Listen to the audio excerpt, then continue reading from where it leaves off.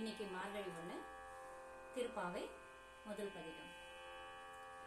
மார்கழி திங்கள் மதி நிறைந்த நன்னாளாம் நீரட போதுவீர் போதுமெனோ நேரிழையீர் சீர்மல்குமாய் பாடி செல்வ சிறுமீர்கள் கூர்வேல் கொடுந்தோழிலன் நந்தகோபன் குமரன் ஏராந்த கண்ணி யசோதை இளம் சிங்கம் கார்மேனி செங்கன் கதிர்மதியும்